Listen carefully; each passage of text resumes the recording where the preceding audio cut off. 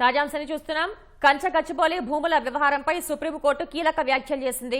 పర్యావరణ నష్టం పూడ్చకపోతే సీఎస్ జైలుకు వెళ్లాల్సి ఉంటుందని స్పష్టం చేసింది. మరింత సమాచారాన్ని మా ప్రతినిధి అరుణ్ అడిగి తెలుసుకుందాం. అరుణ్, కంచగచ్చిబౌలి భూముల వ్యవహారానికి సంబంధించి సుప్రీంకోర్టు వ్యాఖ్యల సారాంశం ఏంటి?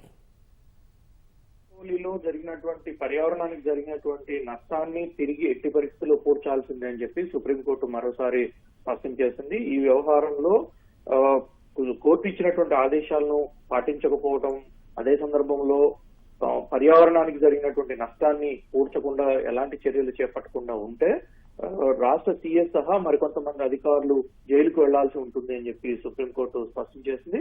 అయితే ఈ వ్యవహారంలో గతంలో సుప్రీంకోర్టు ఇచ్చినటువంటి ఆదేశాల తర్వాత యథాతథ స్థితిని కొనసాగిస్తున్నామని, పర్యావరణ పునరుద్ధరణకు సంబంధించినటువంటి చర్యలు చేపడుతున్నాం తప్ప మిగతా ఎలాంటి చర్యలు లేవు అని చెప్పి సుప్రీంకోర్టు ఎలాంటి పనులు చేపట్టడం లేదు అని చెప్పి సుప్రీంకోర్టుకు రాష్ట్ర ప్రభుత్వం తరపు న్యాయవాదులు వివరించారు. అయితే అసలు చెట్లు కొట్టేసే ముందే రాష్ట్ర ప్రభుత్వం అనుమతులు తీసుకుందా లేదా చెప్పాలని చెప్పి మరొకసారి సుప్రీంకోర్టు ప్రధాన న్యాయమూర్తి జస్టిస్ బిఆర్ గవై నేతృత్వంలోని ధర్మాసనం రాష్ట్ర ప్రభుత్వాన్ని ప్రశ్నించింది.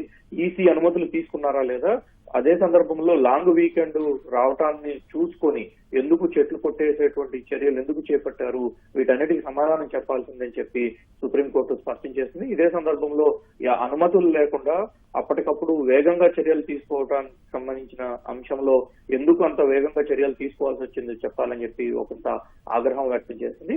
అయితే నిన్న సాయంత్రం 5 గంటల తర్వాత కోర్టు కార్యకలాపాలు ముగిసిన తర్వాత పర్యావరణానికి సంబంధించినటువంటి కేంద్ర ప్రాధికార సమితి సిఈసి ఒక నివేదికను గచ్చిబౌలి భూములపై ఒక నివేదికను రాష్ట్ర సుప్రీంకోర్టు ముందుంచింది. ఆ నివేదికకు సంబంధించినటువంటి వ్యవహారంలో కూడా రాష్ట్ర ప్రభుత్వం స్పందించాల్సి ఉంది కాబట్టి దానిపైన కౌంటర్ దాఖలు చేసేందుకు తమకు సమయం ఇవ్వాలి అని చెప్పి సుప్రీంకోర్టును రాష్ట్ర ప్రభుత్వం కోరింది. ఈ మేరకు రాష్ట్ర ప్రభుత్వ విజ్ఞప్తిని పరిశీలించడంతో పాటుగా కంచగచ్చిబౌలి వ్యవహారంలో కంచగచ్చిబౌలి ప్రాంతంలో పర్యావరణానికి ఏర్పడినటువంటి ముప్పును తొలగించే విధంగా అక్కడ చేపట్టినటువంటి చెట్లు నాటకం వంటి పర్యావరణ పునరుద్ధరణ చర్యలు చేపట్టాల్సిందేనని, ఈ విషయంలో అలసత్వం కూడదు అని చెప్పి సుప్రీంకోర్టు స్పష్టం చేస్తూ తదుపరి విచారణను జూలై 23కి వాయిదా వేసింది. ఆ లోపు సిఈసి దాఖలు చేసినటువంటి నివేదికపై కౌంటర్ దాఖలు చేయాలని రాష్ట్ర ప్రభుత్వాన్ని ఆదేశించింది.